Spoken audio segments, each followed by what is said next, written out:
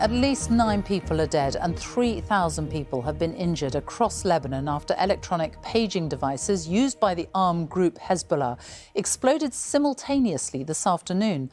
Lebanon's health ministry says 200 people are in a critical condition and hospitals are being inundated with the wounded after the pages exploded in people's hands and pockets. A child is among the dead.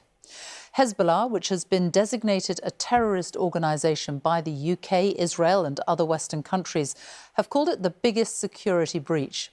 They have blamed Israel, which has been engaged in cross-border fighting with the Iran-backed group since the start of the war in Gaza almost a year ago.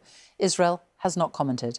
Paul Adams has the latest and a warning his report contains distressing images from the start. This was a devastating attack.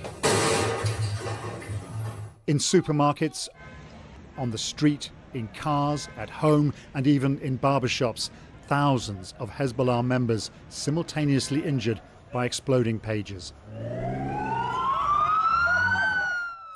Incidents reported from all over Lebanon, from Beirut to the Bekaa Valley, and even in neighbouring Syria. Hospitals suddenly inundated. Each explosion may have been small, but men lost fingers and eyes. Some had gaping wounds to their hips where the pages were worn. 9 people are believed to have died, including 1 child. Israel is saying nothing about these extraordinary attacks. Frankly, it's hard to think of anyone else remotely capable of mounting such a sophisticated operation.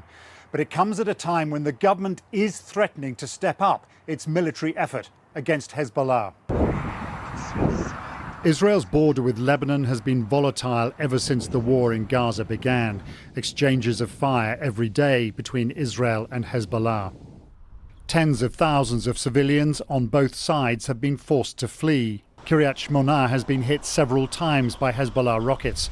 Israel says its Gaza war aims now include getting Israelis back to their homes close to the border.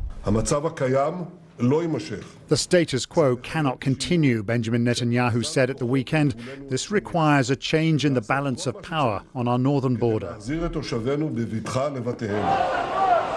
Today's wave of attacks will have injured Hezbollah's fighters, wrecked their communications and damaged morale.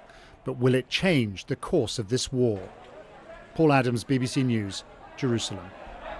Well, the explosions have caused chaos and disbelief across Lebanon. How could so many devices be made to explode at the same time? Our security correspondent Gordon Carrera is here. He's been investigating. Gordon. The middle of the afternoon when something extraordinary happens in Lebanon. Explosions in people's pockets. So how did it happen? It appears that what was blowing up were these pagers. Older devices which can receive text messages.